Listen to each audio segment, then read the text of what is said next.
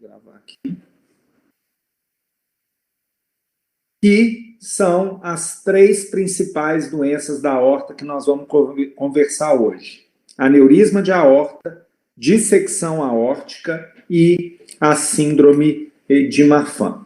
Em relação aos aneurismas, o que a gente sabe? Que aneurisma é, por definição, uma dilatação irreversível do vaso que excede seu diâmetro normal para a idade e peso. A gente chama aneurisma quando o diâmetro transverso da aorta excede 1,5 vezes o diâmetro normal. E nós temos alguns tipos de aneurismas. Podem ser fusiformes, que é a dilatação de toda a circunferência da aorta, nós vamos mostrar imagens. Aneurisma sacular, quando há apenas dilatação restrita a uma porção da parede. E o pseudoaneurisma, quando a dilatação não inclui todas as paredes da aorta. Ou seja, o aneurisma verdadeiro é quando a gente tem a camada íntima, a média e a adventícia participando do aneurisma. Já os pseudoaneurismas, normalmente uma das camadas não participa. Então a gente tem, às vezes, só um aneurisma da camada íntima e média e a adventícia não está participando do aneurisma, ele passa a se chamar pseudoaneurisma. Então aqui as imagens, o aneurisma sacular pegando apenas parte da parede de uma artéria, um aneurisma fusiforme, onde todo um segmento da artéria está dilatada, e aqui uma imagem mostrando a grande preocupação em relação aos aneurismas, que é a ruptura do aneurisma. Por que determinadas pessoas desenvolvem os aneurismas da aorta? Nós temos fatores genéticos, principalmente relacionados a aneurismas de aorta abdominal e a síndrome de Marfan. Temos componentes ambientais, onde a gente sabe, sexo masculino, tabagismo, hipertensão, tudo isso favorece o aparecimento de aneurismas. Doenças autoimunes, desproporção de enzimas proteolíticas, aumento de estresse oxidativo, fatores mecânicos, ou seja, é multifatorial a etiologia dos aneurismas, por isso a gente não consegue muitas vezes prever quem vai ou não vai desenvolver esses aneurismas, a gente vai ter que ter uma atenção em determinados perfis de paciente. Como é que é feito o diagnóstico? Se é apenas uma dilatação da artéria, a gente sabe que muitas vezes isso é assintomático. Então, na maioria das vezes, o diagnóstico do aneurisma é um diagnóstico ocasional, muitas vezes para investigação de outras doenças. Então, é um indivíduo que vai fazer, por exemplo, uma tomografia de abdômen para investigar aí uma cólica renal ou para investigar uma diarreia, uma hemorragia digestiva e, de repente, está ali um aneurisma localizado na aorta abdominal e isso acaba sendo um achado do exame que muitas vezes o paciente não tinha nenhum sintoma relacionado ao aneurisma. O grande temor dos aneurismas, se eles são assintomáticos, na maioria das vezes, são suas complicações.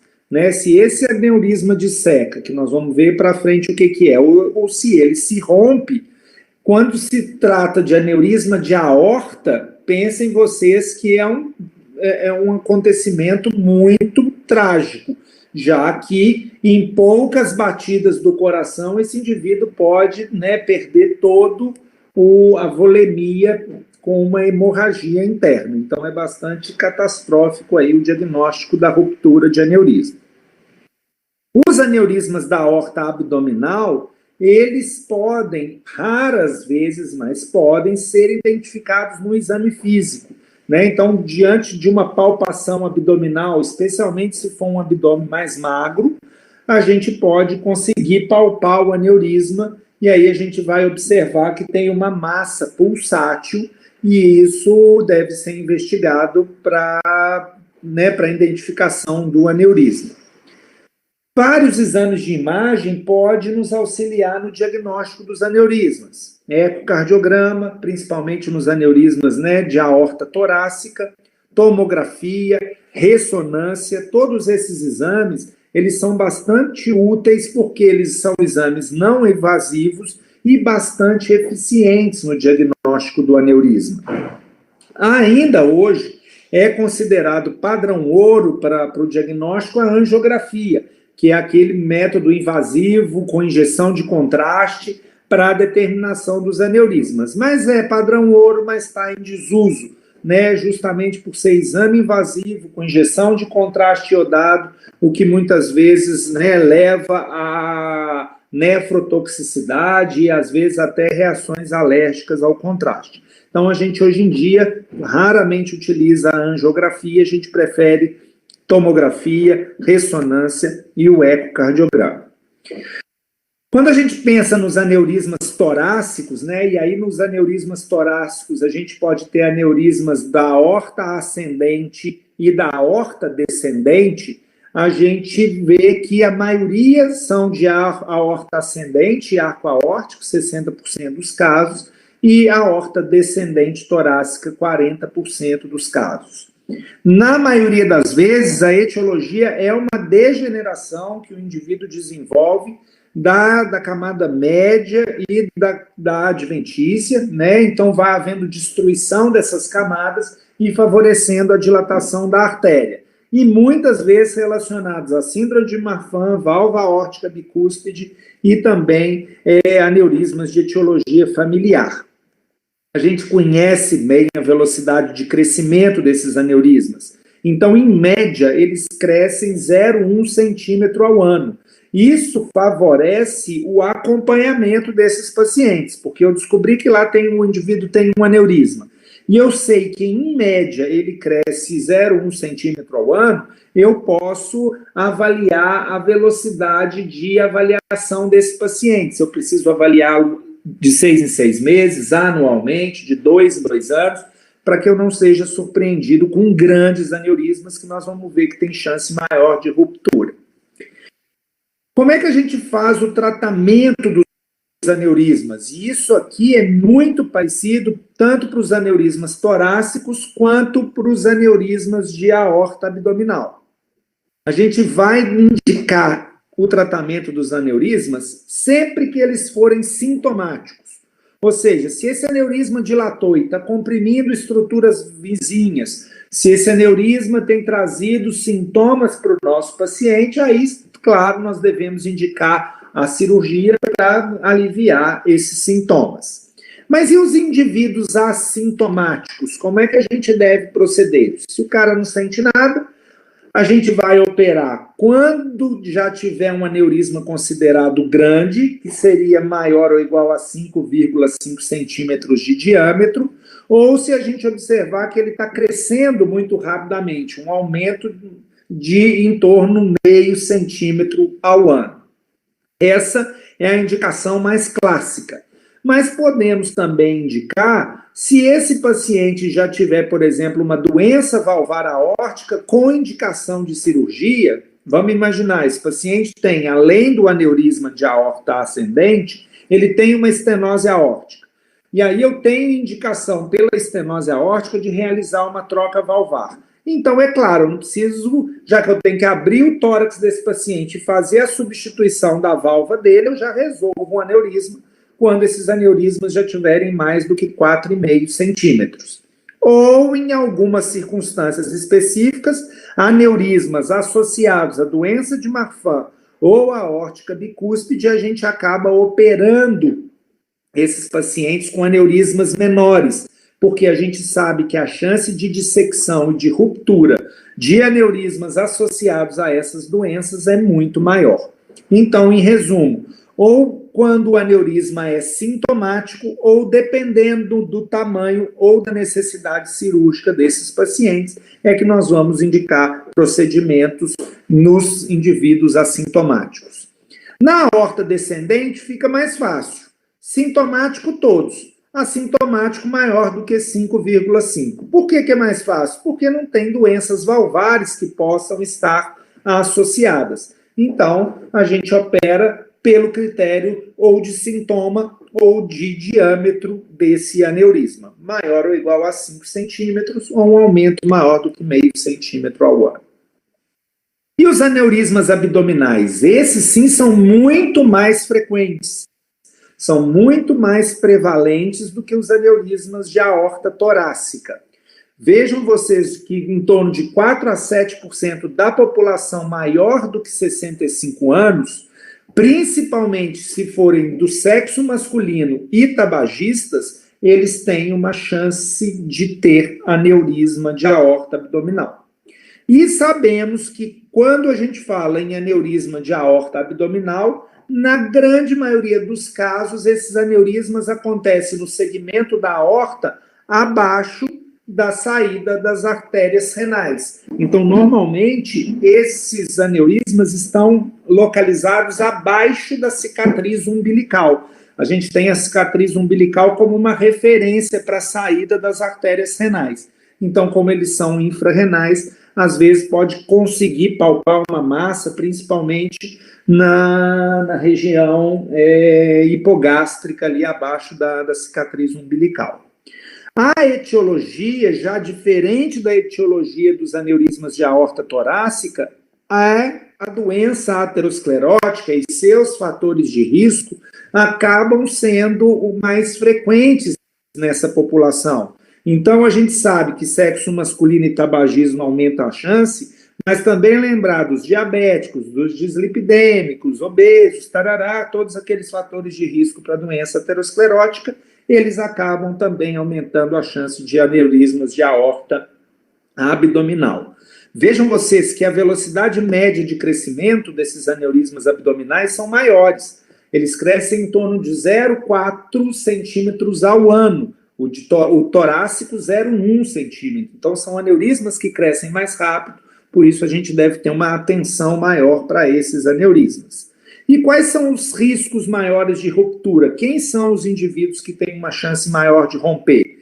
Diâmetro do aneurisma muito grande, rápida expansão, se for uma expansão maior do que 1 centímetro ao ano, sexo masculino tem um pior prognóstico, eles rompem mais nas mulheres, e o aneurisma sacular. Então, a grande preocupação nossa é exatamente identificar os pacientes que estão sob maior risco. E como é que a gente trata esses aneurismas? Da mesma forma, se o indivíduo for sintomático, a gente opera sempre para poder aliviar os sintomas. E se eles forem assintomáticos? Cirúrgico maior do que 5,5 para homens e maior do que 5 para mulheres. Vejam que a gente opera as mulheres com um aneurisma um pouco menor, já que elas têm uma chance maior de ruptura. Ou se a gente identificar que esse aneurisma está crescendo muito rápido, maior do que 1 centímetro por ano.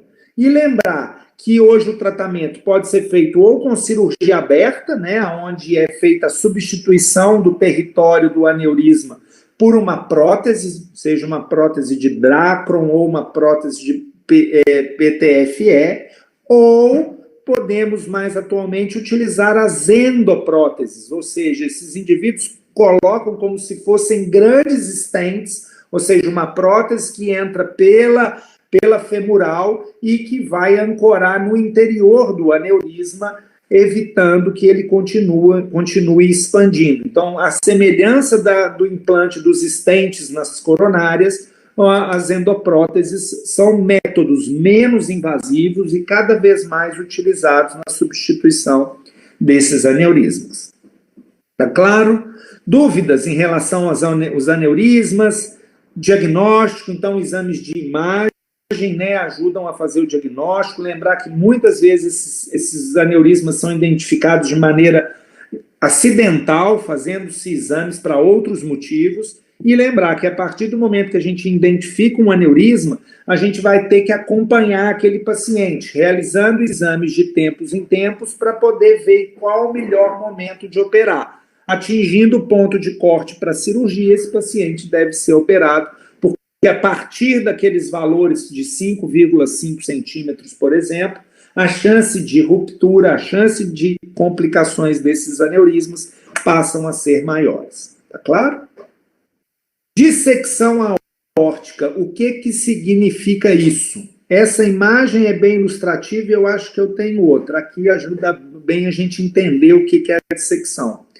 Nada mais é do que a delaminação das paredes da aorta, permitindo a infiltração de uma coluna de sangue que vai separando suas paredes, criando uma luz falsa e uma luz verdadeira. Vejam vocês aqui, há uma ruptura da camada íntima e da camada média da parede da aorta, e claro, o sangue, o fluxo de sangue dentro da aorta é um fluxo de sangue com bastante pressão, e esse sangue vai abrindo, dissecando, delaminando as paredes da artéria, criando aqui uma luz verdadeira e aqui no interior dessa dissecção uma luz falsa.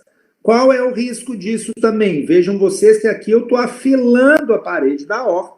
Por motivos óbvios, a dissecção pode complicar como ruptura, ou essa dissecção pode ir progredindo para vasos adjacentes da aorta, vasos originários da aorta. Então, pode dissecar coronária, pode dissecar carótida, pode dissecar artéria renal, as artérias mesentéricas, as ilíacas, enfim, e nós termos complicações nesses órgãos que são nutridos por esses ramos da aorta. Então, a preocupação é, muitas vezes, ou a ruptura ou a complicação de uma dissecção de artéria de alguns órgãos importantes.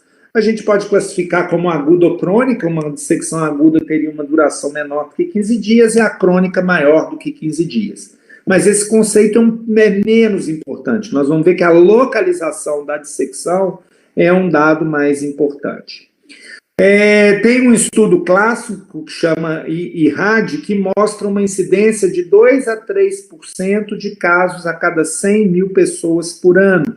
Então, não é uma entidade muito prevalente, mas a gente sempre tem que lembrar da dissecção. Os homens apresentam a maioria dos casos, a média de idade aí em torno de 65 anos, a hipertensão arterial está presente na maioria desses pacientes e a aterosclerose também acomete muitos deles. Então vejam vocês que esses pacientes, a hipertensão favorece, né? Imagina a aorta, onde a pressão no interior da aorta já é aumentada, obviamente no indivíduo hipertenso, isso vai favorecer o aparecimento da dissecção.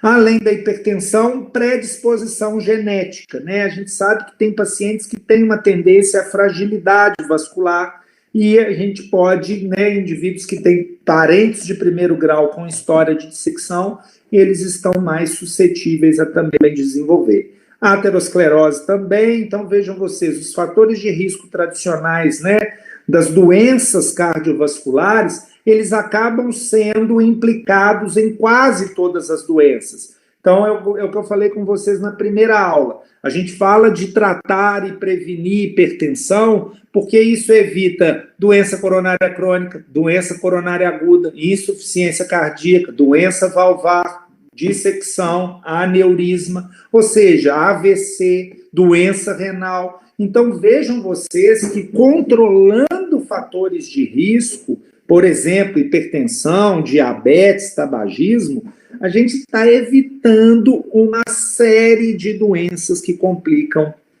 o sistema cardiovascular, tá? Então, a importância da gente sempre avaliar os nossos pacientes e combater de maneira, né, rigorosa os fatores de risco para evitar várias complicações. Não é, mas eu quero só evitar doença coronária. Não, você vai estar evitando muitos problemas se tratar corretamente os fatores de risco. Como é que dá, então, a fisiopatologia? Laceração da íntima, né? Começa, então, a degeneração da média, necrose da ciste, e aí vai dissecando. O sangue, então, escoa através da laceração, separando a camada íntima da média ou adventícia, criando falsa luz, como eu já mostrei. Essa falsa luz pode se propagar de forma anterógrada ou retrógrada. Então, vejam vocês aqui pela imagem. Aqui estaria uma dissecção anterógrada, que é no sentido do fluxo sanguíneo na aorta, mas pode haver uma dissecção retrógrada. O sangue volta por uma dissecção e começa a ascender pela aorta, trazendo complicações também nesse sentido. E a gravidade da dissecção vai depender da localização, dos envolvimentos dos ramos laterais, igual eu falei, e de complicações que advêm disso, tamponamento, ciência de válvula aórtica ou síndromes isquêmicas, tá? Então, dependendo da artéria que for acometida, esse indivíduo pode ter, se dissecar a coronária, esse indivíduo pode evoluir com uma síndrome coronariana aguda.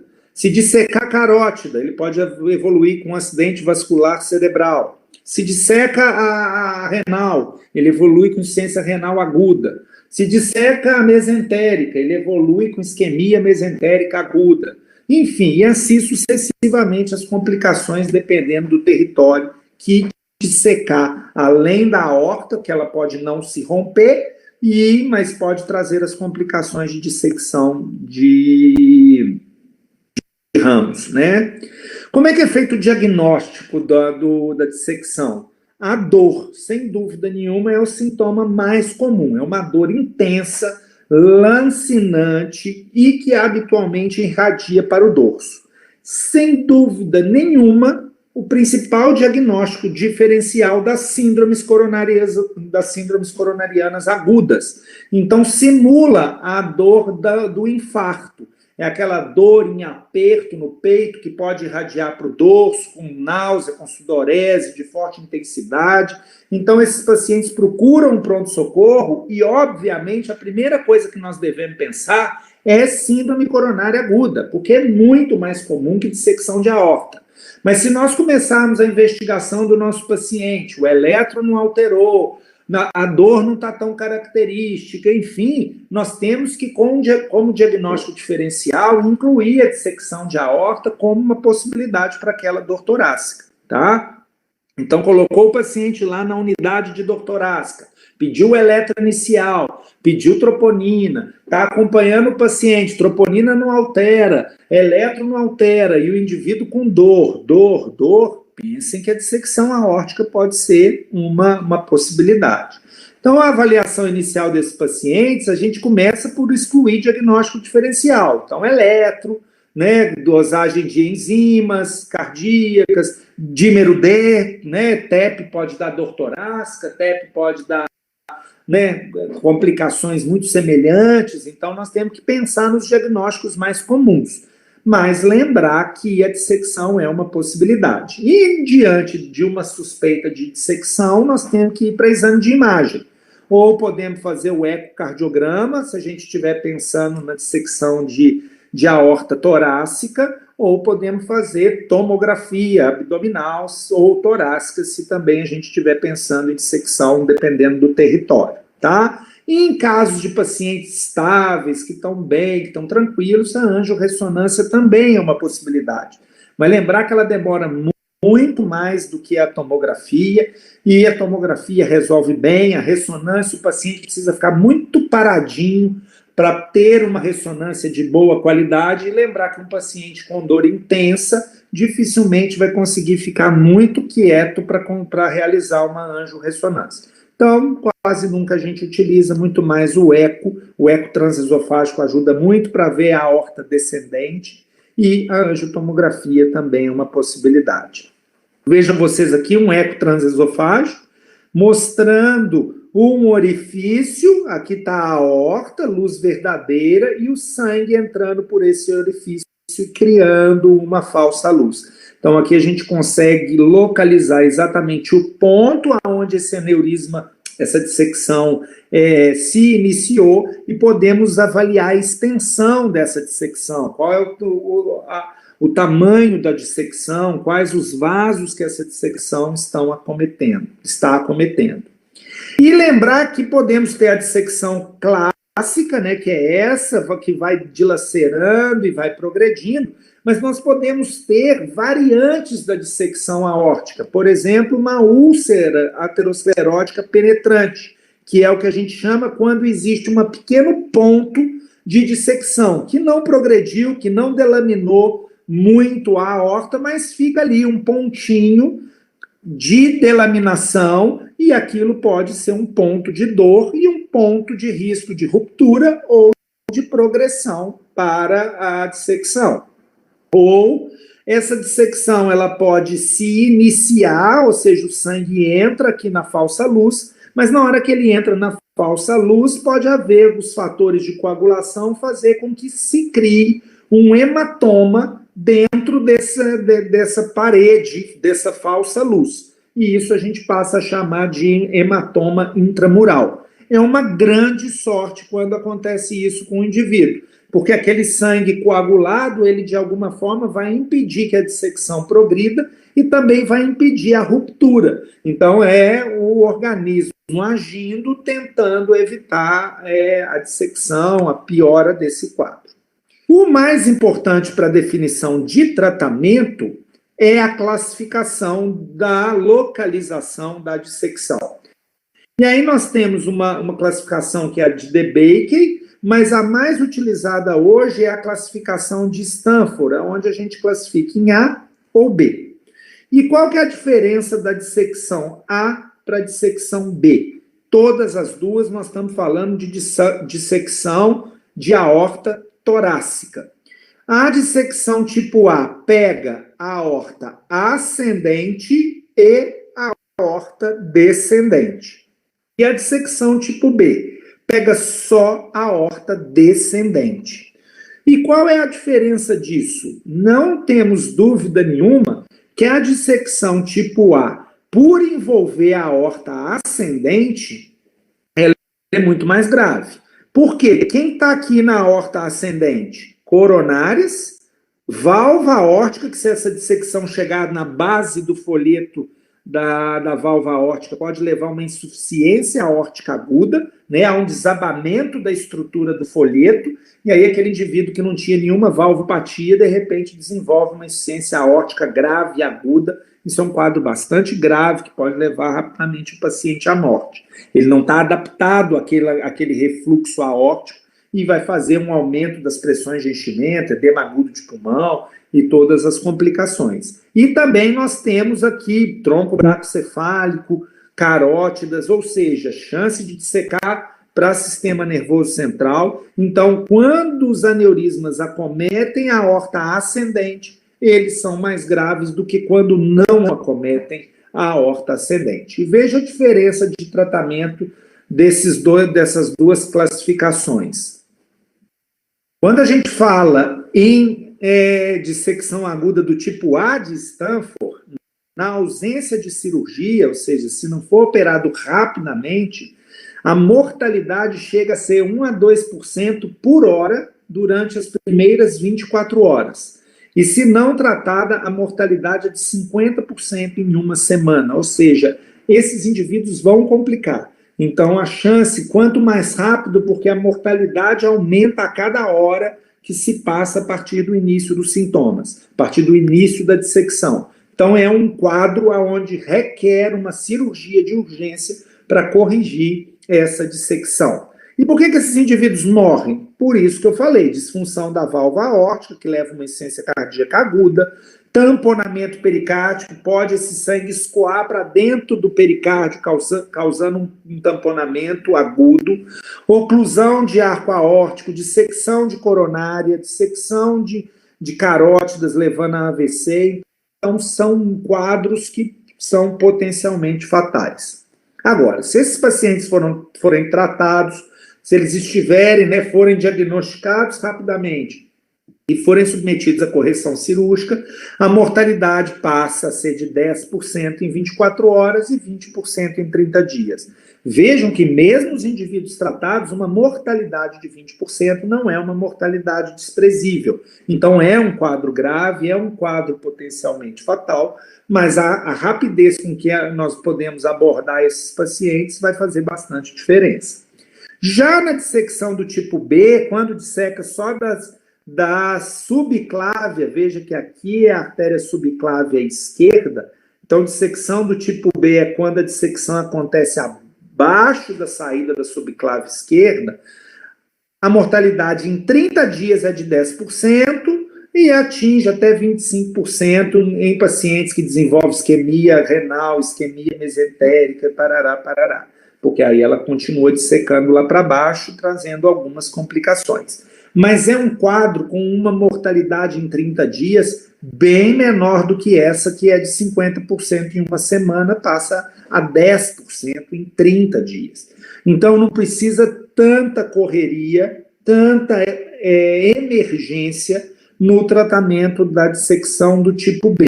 Por isso, os exames de imagem devem ser realizados tanto para o diagnóstico quanto para definição do tipo de aneurisma, tipo A ou tipo B, porque isso vai mudar a conduta terapêutica, tá? Dúvidas em relação à dissecção, as suas complicações, como que ela se desenvolve, que aí a gente passa para a última doença da aorta, né, as mais comuns, que é a síndrome de Marfan. Síndrome de Marfan é esse rapazinho aí, ó. Habitualmente, indivíduos longilíneos, né, que tem habitualmente o que a gente chama de aracnodactilia, que são esses dedos compridos e finos que se assemelham aí às patas de uma aranha, além de terem várias alterações, tanto no sistema esquelético, quanto ocular, como cardíaco, como nós vamos ver. Então, é uma desordem do tecido conjuntivo, autossômica dominante, relativamente frequente, acomete 1 a cada 10 mil pacientes. Então, a gente tem que estar alerta, porque eles podem aparecer, né? Eu tenho vários pacientes que eu acompanho, seja fazendo exame ou no consultório, que tem síndrome de Marfan. Então, não é uma normalidade tão rara. Então tem uma chance, né, variável de aparecer, seja na mesma família, né, ou interfamiliar, e cerca de 30% dos casos são esporádicos, ou seja, não tem, o pai não era, a mãe não era, o irmão não era, não tinha ninguém na família, o indivíduo é o primeiro caso aí esporádico de Marfan naquela família. Porém, podem ser frequentemente não diagnosticados. Nem todos vão ter esse fenótipo descrito, né? Ser aquele cara muito alto, aquela mulher muito alta, muito magra, enfim, pode passar despercebido, principalmente se vier de famílias maiores, onde o indivíduo acaba passando como normal dentro daquela família. Acometimento de 3 sistemas principais que Marfan leva: alterações oculares, alterações esqueléticas e alterações cardiovasculares. Então, pode ser o oftalmo, pode ser o ortopedista, pode ser o cardio, o primeiro a fazer o diagnóstico aí da doença de Marfan. No olho, em laranja aqui, em destaque, eu coloquei o que a gente considera critério maior. A gente depois tem uma série de critérios que podem ser utilizados para estabelecer esse diagnóstico, mas um achado de luxação do cristalino é uma alteração que deve fazer pensar em síndrome de Marfan. Porém, os pacientes com Marfan podem ter também miopia, globo ocular alongado e descolamento de retina, mas como luxação do cristalino, um critério maior. Em relação ao sistema esquelético, erosão de vértebras lombosacrais por ectasia dural seria um critério bem forte. Porém, eles podem ter hipermobilidade articular, e aí fazem aquelas, né, de repente, eu não sei, para lá no circo para poder fazer contorcionismo por conta de hipermobilidade, estatura alta, pectus escavato, redução da cifose torácica, escoliose, aracnodactilia. Então, podem ter algumas pistas, né, na avaliação e na apresentação desses pacientes que passa a pensar nesse diagnóstico. E em relação ao sistema cardiovascular, que é o que mais preocupa, é dilatação da raiz da aorta com grande chance de dissecção aórtica. Essa é a preocupação maior, porque esses pacientes, nós vamos ver na frente, eles morrem disso, de ruptura por dilatação da aorta e por dissecção aórtica. Então, essa tem que ser a preocupação principal. Podem ter outras alterações cardíacas? Sim, prolapso mitral, endocardite, arritmia, regurgitação mitral, aórtica. Pode ter umas doenças menos comprometedoras, mas dilatação de aorta ascendente, principalmente, né? Aorta torácica e dissecção da aorta. Vejam vocês que indivíduos não tratados das doenças da aorta, a expectativa de vida é de 32 anos. Ou seja, esses pacientes morrem muito jovens por complicações da doença da aorta.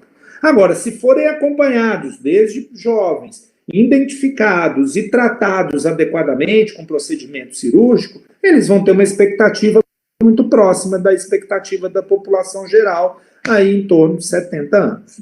Morrem por quê? Ruptura aórtica, dissecção de aorta e, claro, insuficiência cardíaca por conta da dissecção da aorta, levando a regurgitação aórtica aguda. Então, monitorar, sempre que a gente estiver diante de um paciente que a gente suspeita de Marfan, o ecocardiograma, que é um exame simples, barato, disponível, consegue avaliar com muita qualidade a aorta ascendente, excluindo dilatações, excluindo dissecção e avaliando e acompanhando esses pacientes, tá? Pode ter manifestações em outros sistemas, sim, mas são menos importantes. Podem ter alterações pulmonares, lembrar que pneumotórax espontâneo, né? A gente sabe que acontece mais nos indivíduos longilíneos, e esse é o padrão do Marfan. Alterações de pele, hérnias inguinais, estrias, sistema nervoso central, tem também algumas alterações, mas são menos importantes do que ocular, esquelético e cardíaco. Diagnóstico aqui, então, tem os critérios, a gente tem que ver se é caso esporádico, se é caso familiar. Hoje existem testes genéticos, se a gente tiver na dúvida, né? É possível fazer pesquisa de Marfan através de pesquisa de avaliação genética, mas o que a gente, na maioria das vezes, utiliza são critérios de diagnóstico que a gente tem que pesquisar na hora de fazer essa avaliação. Sempre que a gente estiver diante de um paciente com Marfan ou com suspeita de Marfan, uma avaliação clínica e o eco regularmente, até para acompanhar. E existem algumas indicações de endocardite para procedimentos invasivos. Aqui vai entrar naqueles mesmos procedimentos que nós falamos na aula passada, procedimentos odontológicos, se tiver valvopatia, e aí a gente vai utilizar, né, de acordo com isso. Devemos restringir a atividade física intensa, esporte de contato ou programa de treinamento nos indivíduos que tiver dilatação de aorta, pela chance de ruptura, por aumentar débito cardíaco e aumentar a chance de ruptura. Podemos tentar usar o beta-bloqueador para diminuir a pressão na raiz da aorta, né? Isso pode ser indicado, mas pouco ajuda. A gente vai ter que acompanhar o crescimento daquela aorta e operá-la de acordo com os critérios lá de cirurgia de dilatação de aorta.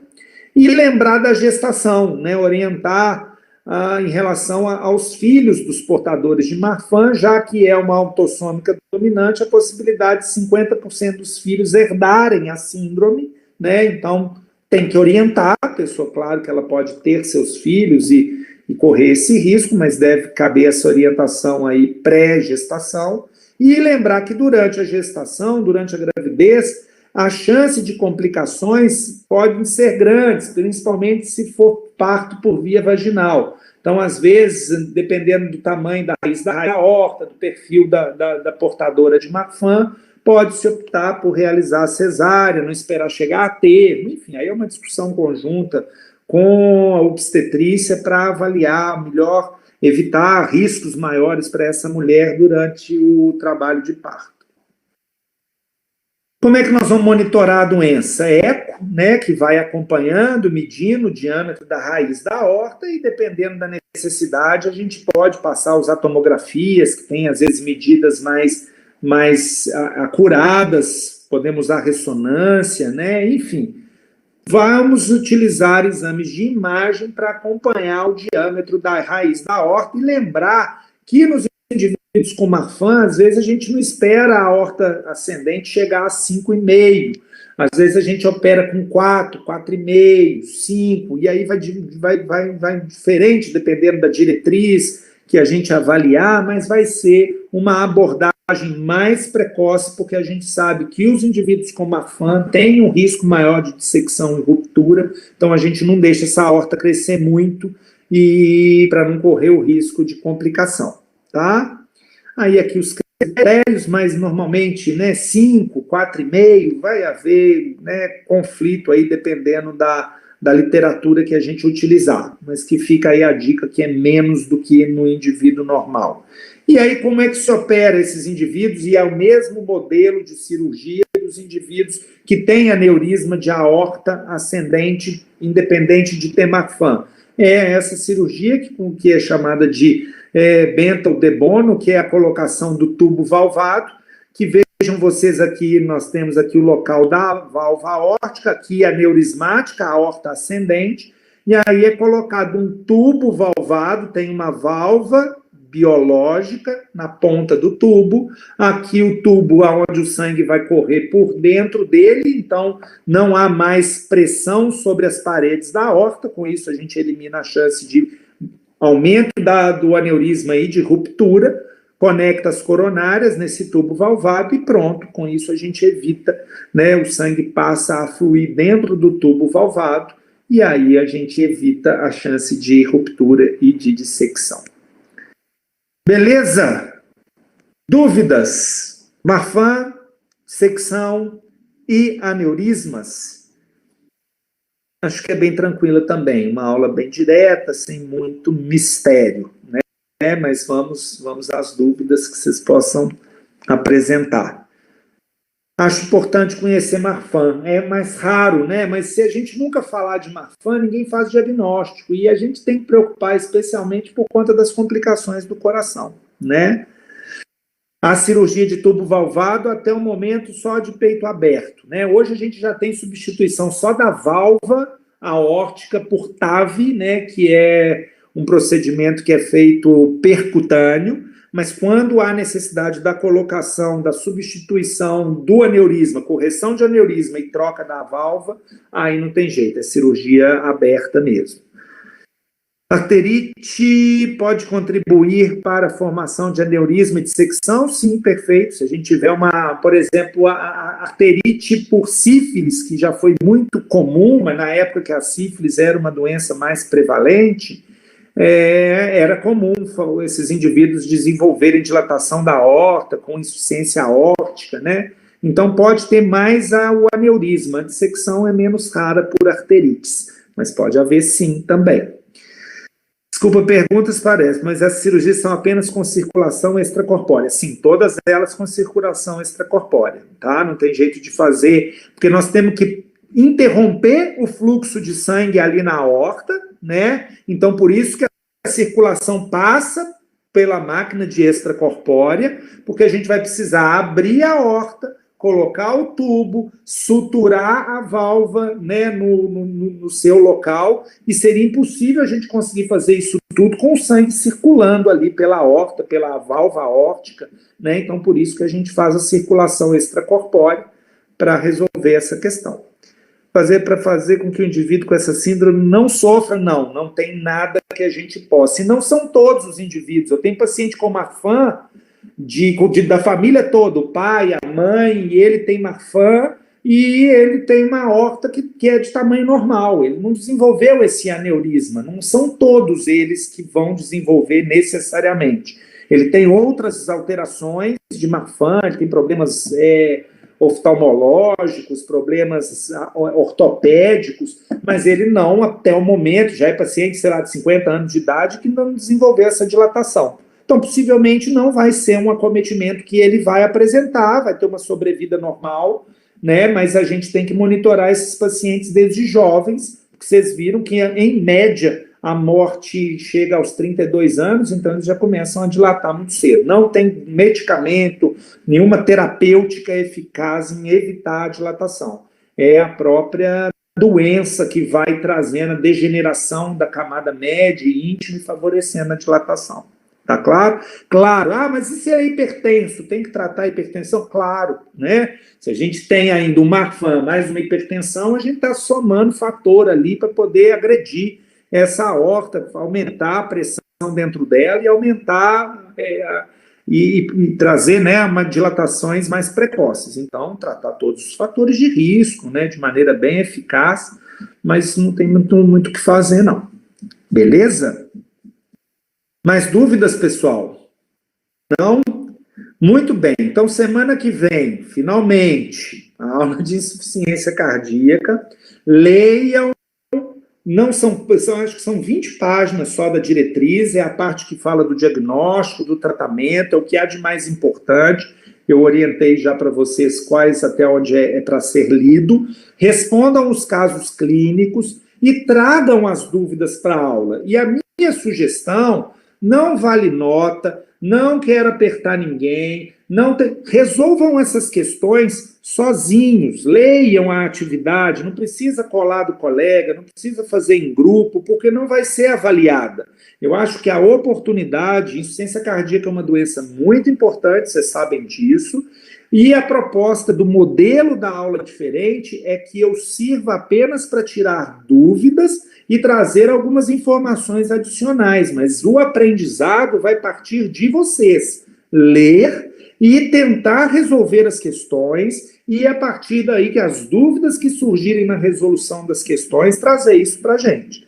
Tá? É um modelo diferente de aprendizado, mas não tenham dúvida, talvez seja o modelo mais eficaz, porque vocês fazem um processo ativo de aprendizado. Aqui é um processo passivo, eu vou falando, vocês só vão ouvindo, a chance de absorver é muito menor do que se vocês tiverem lido, pensado sobre o problema, tentado resolver questões e trazer isso para que a gente tire dúvida e discuta um pouco mais. Beleza? Vamos fazer esse modelo diferente. Até hoje, todas as turmas gostaram muito do modelo, mas a gente ainda não muda todas as aulas porque ainda não é a orientação da faculdade.